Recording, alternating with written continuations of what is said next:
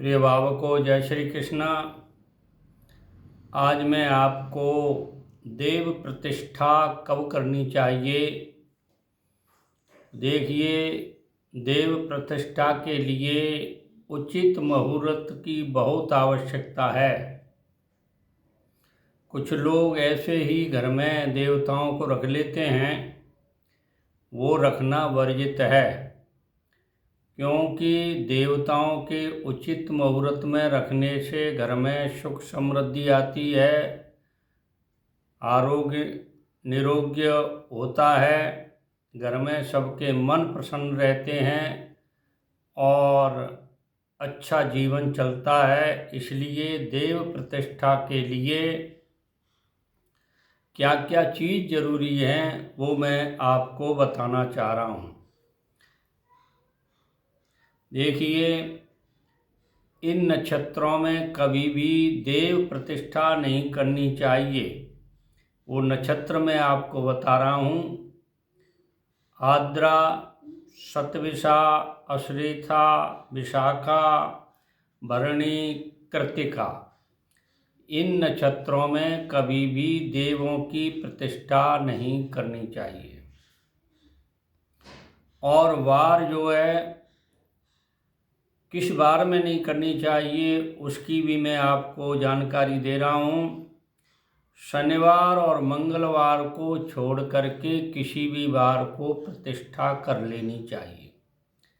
शनिवार और मंगलवार ये दोनों वर्जित हैं देव प्रतिष्ठा में। स्थिर लग्न में, किस लग्न में प्रतिष्ठा करनी चाहिए, तो स्थिर लग्न में, स्थिर लग्न होती है वृष, सिंह, वृश्चिक और कुंभ। ये स्थिर लग्न होती हैं, इनमें देवताओं की प्रतिष्ठा करनी चाहिए। स्थिर लग्न में प्रतिष्ठा क्यों कराते हैं कि पूर्ण रूप से प्रतिष्ठा हो जाए, बार बार नहीं करनी पड़े, इसलिए स्थिर लग्न में प्रतिष्ठा करनी चाहिए। अब देखिए, तिथि कौन सी होनी चाहिए। तिथि में आप ऐसा करें कि जो तिथियां हैं इनको छोड़ करके किसी भी तिथि में आप प्रतिष्ठा कर सकते हैं। तिथि है बारस, चौथ, नम, चौदस, अमावस, छठ, आठम और एकम। इन तिथियों में प्रतिष्ठा नहीं करनी चाहिए। अब देखिए, उत्तरायण जब सूर्य हों तभी प्रतिष्ठा करनी चाहिए। उत्तरायण का मतलब मैंने आपको पिछले एपिसोड में ही बताया था। जब सूर्य मकर राशि में आता है और 22-23 दिसंबर से यह सूर्य उत्तरायण होना शुरू हो जाता है। और जो उग्र देवता हैं उनकी प्रतिष्ठा आप दक्षिणायन सूर्य में भी कर सकते हैं। अब देखिए, गृह प्रवेश के बारे में कुछ लोगों ने जानकारी चाहिए है, तो मैं उसको बता रहा हूँ गृह प्रवेश कब करना चाहिए।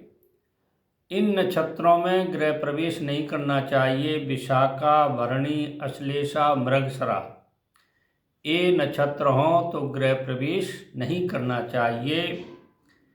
और तिथि अमावस, चौथ, नम, चौदस में गृह प्रवेश नहीं करना चाहिए। मंगलवार और रविवार को भी गृह प्रवेश नहीं करना चाहिए।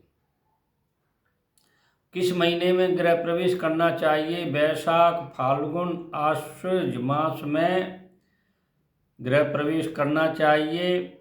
स्थिर लग्न 2, 5, 8 यानी वृष, सिंह, वृश्चिक और कुंभ लग्न में, घर में स्थिर लग्न में प्रवेश करना चाहिए, ताकि हमारा उस घर में स्थायी निवास सुखपूर्वक हो सके, इसलिए और शुक्ल पक्ष में गृह प्रवेश करना चाहिए।